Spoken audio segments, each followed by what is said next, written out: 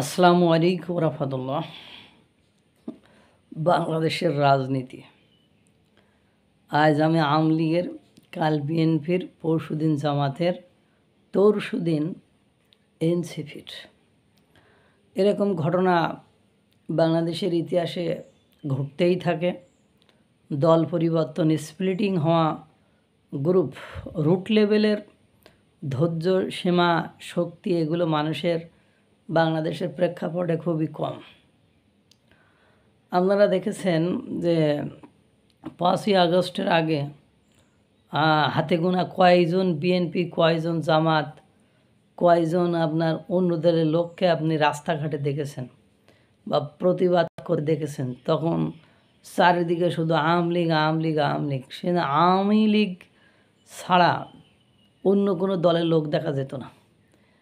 এখন যখন 5ই আগস্টের পরে ক্ষমতার পট পরিবর্তন হয়েছে, তখন টাকা দিয়েও আর আওয়ামী লীগের লোক প্রমাণ করা যাচ্ছে না যে ও আওয়ামী লীগ করতো। এটা যদি বলা হয় যে তোর 10,000 টাকা দেবো, তুই স্বীকার কর তুই আওয়ামী লীগ করতেছে না। আমরা দেখেছি কীভাবে ছাত্রলীগের সাধারণ সম্পাদক থেকে ছাত্রদলের সভাপতির পদবি পেয়েছে। আমরা দেখেছি কিভাবে জামাতের বড় বড় পোস্টে আওয়ামী লীগের লোকজন ঢুকে পড়েছে এবং স্টেজে উঠে বক্তৃতাও দিচ্ছে, অথচ আওয়ামী লীগের জেলা পর্যায়ের কমিটিতে অন্যতম একজন ব্যক্তি হিসাবে পদবি পেয়েছেন। আমরা দেখেছি যে এনসিপির লোকগুলো কিভাবে আওয়ামী লীগ থেকে এসেছে। যেমন আপনারা সারজিস আলম, হাসনাত আবদুল্লাহ, এরা সব আওয়ামী লীগ, ছাত্রলীগ থেকে এসেছে। তো এদের যে অবস্থা, এই যে আপনারা দেখলেন, এর মধ্যে সবচেয়ে একটা মানে তেলেস্মতি কারবার ঘটেছে বা সবচেয়ে একটা লজ্জাজনক মানে হানিজনক ঘটনা ঘটেছে। সেটা হলো যে একজন ব্যক্তি 35 বছর ধরে বিএনপি করে, তাকে এনসিপির প্রধান সমন্বয়কারী হিসাবে নাম দিয়ে এনসিপির কুমিল্লায় পদ ঘোষণা করা হয়েছে।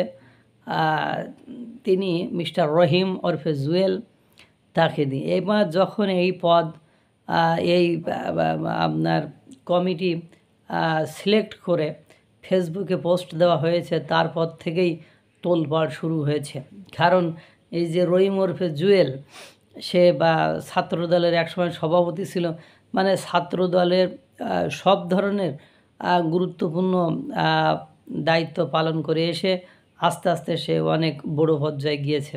এবং সে তার এই নাম দেখার পরে বলেছে, আমি 35 বছর ধরে বিএনপি করি, আমার নাম এখানে দিয়েছে তারা আমাকে বিতর্কিত করে আমি যাতে বিএনপির বড় কোনো পোস্ট পদবি না পাই, এজন্য আমাদেরকে সেখানে দিয়েছে, মানে আমাকে সেখানে দিয়েছে। এবং আমার সাথে তারা কোনো আলোচনাই করেনি, অথচ এনসিপির ওরা বলছে যে ওনার সাথে আলোচনা করেই ওনাকে দেওয়া হয়েছে, অথচ তিনি বলছেন আমার সাথে এ ধরনের কোনো আলোচনাই হয়নি। কমিটিতে নাম দেওয়ার পরে আমরা সেটা দেখেছি। অথচ এই হাসনাত আবদুল্লাহ, আসিফ মাহমুদ, সজীব ভুইয়ার অঞ্চলই হলো এই কুমিল্লা, সেই অঞ্চলের ঘটনা এরকম। তো এরকম বাংলাদেশের রাজনীতিতে যারা খুব বেশি লাফালাফি দাপাদাপি করে। আর একটা জিনিস দেখেছি, যারা রাজনীতি করে আয় রোজগার করে খায়, তারা সবসময়ই খায়, হয় তারা জেলে থাকে, খুব মানে কঠোরপন্থী যারা খুব কঠিন হয়ে রাজনীতি করে, এরা জেলে যায়।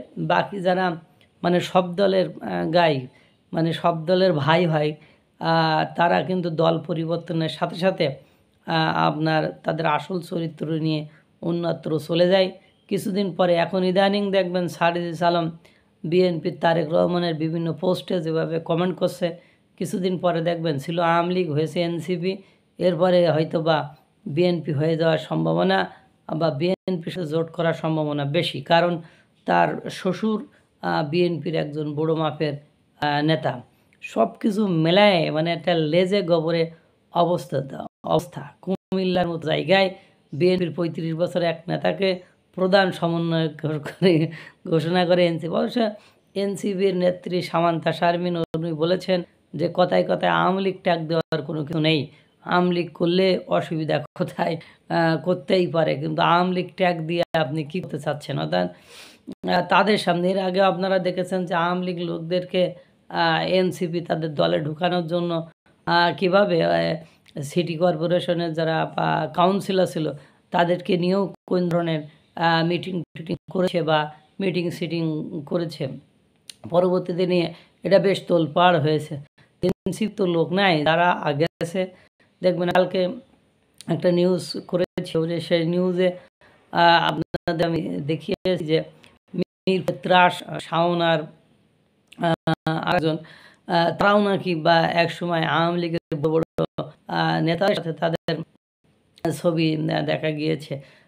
তারাও সেখানে বা এখন এনসিপির নাহিদ ইসলামের সাথে ছবি তুলে সেই ছবি প্রদর্শন করে তারা ছোট ভাই বলে বদলি বাণিজ্য সহ, ছিনতাই, রাজধানী, নিয়োগ বাণিজ্য সহ সব কিছুতে একেবারে সন্ত্রাসের রাজত্ব তৈরি করেছে এবং ব্যবসায়ীদেরকে তুলে নিয়ে বেদম পিটিয়ে টর্চার করে, সেটা হলো মিরপুরের অফিস জন্য টর্চার সেল, তাদেরকে ব্ল্যাঙ্ক চেকে সিগনেচার করাচ্ছে, পাশাপাশি আপনার ব্ল্যাঙ্ক মানে ফাঁকা স্ট্যাম্পে সিগনেচার করে নিয়েছে। এই হলো অবস্থা। আল্লাহ তাআলা সকলকে ভালো রাখুক, সুস্থ রাখুক। আসসালামু আলাইকুম ওয়া রাহমাতুল্লাহ।